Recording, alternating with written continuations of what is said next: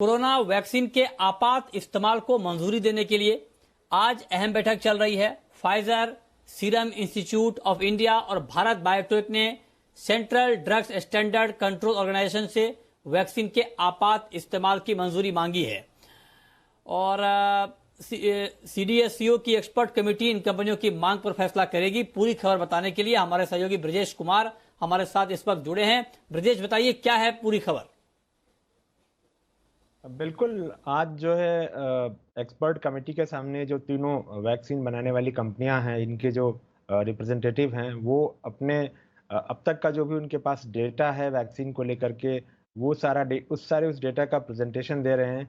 इसमें खास तौर पर जो फोकस है एक्सपर्ट कमेटी का कि वैक्सीन का असर कितना है, सेफ कितनी है, ट्रायल साइज कितना बड़ा है, सैंपल कितना बड़ा है, और जिन मामलों में एडवर्स इवेंट की चर्चा हुई है, जैसे कुछ वैक्सीन थी जहां पर ये दावे किए गए कि वैक्सीन लेने के बाद से किसी की तबीयत खराब हो गई और किसी को और गंभीर किस्म की चीजें जो है उनको होने लगी।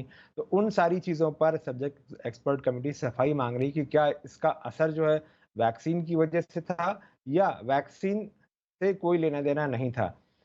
तो इन सारी चीजों पर जो है सब्जेक्ट एक्सपर्ट कमेटी अभी रिव्यू कर रही है। सब प्रेजेंटेशन चल रहे हैं और ये देर शाम तक चलने की उम्मीद है और उसके बाद जो कमेटी अपनी ओपिनियन बनाएगी, इस कमेटी की ओपिनियन के आधार पर ये ओपिनियन जो है वो डीसीजीआई को दिया जाएगा, यानी drug controller general of India को दिया जाएगा और उसके आगे जो उसके बाद जो है मंजूरी जो है वो मिलेगी डीसीजीआई की तरफ से, जो संतुष्ट कर पाएंगे सब्जेक्ट एक्सपर्ट कमेटी को। अभी तक के अगर आप दावे देखें तो फाइजर का दावा ये रहा है, जो ताजा दावा है, कि पहले डोज में करीब 52% तक और दूसरे डोज में 95% तक असर कर रही है वैक्सीन।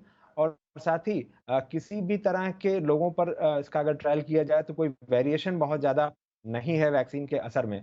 और सेफ्टी को लेकर के अब तो जो यूएस एफडीए की स्टडी है वो भी एक तरीके से कहें तो फाइजर की दवा को बेहतर बता रही है अभी तक के हिसाब से।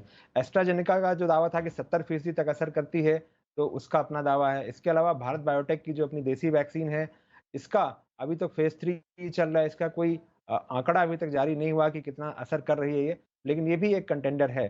तो अभी के हिसाब से अगर देखें तो अगर आप समझें तो एक तरीके से कह सकते हैं कि फाइजर की दवा को फाइजर की वैक्सीन को बेहतर बताया जा रहा है। लेकिन एक चीज ये है कि भारत में इसका कहीं कोई ट्रायल नहीं किया गया है, तो ये चीज है जिस पर सब्जेक्ट एक्सपर्ट कमेटी देखेगी। लेकिन सेफ्टी के लिहाज से अगर दुनिया भर में बाकी जो आंकड़े आ रहे हैं उसके हिसाब से देखें तो फाइजर की वैक्सीन को अभी आगे समझा जा सकता है। ठीक है, ओके, बहुत शुक्रिया ब्रजेश आपका इस डिटेल इंफॉर्मेशन के लिए। आगे बढ़ते हैं, अब बात करते हैं कोरोना की। और कोरोना के मोर्चे पर लगातार राहत की खबर आ रही है। महामारी की रफ्तार लगातार कम हो रही है। पिछले 24 घंटे में 32,080 नए मामले आए हैं। इसके साथ ही जो कुल आंकड़ा है कोरोना संक्रमितों का जो अब तक हुआ है वो 97 लाख के पार पहुंच गया है। लेकिन कुल संक्रमितों में से अब तक 92,15,000 से ज्यादा लोग ठीक हो चुके हैं और मरीजों के ठीक होने की दर 94% से ज्यादा हो गई है। वहीं कोविड-19 से मृत्यु दर 1.45% है। देश में पिछले 3 दिन से लगातार एक्टिव मरीजों की संख्या 4 लाख से कम बनी हुई है। मौजूदा समय में 3,78,000 से ज्यादा लोगों का इलाज चल रहा है।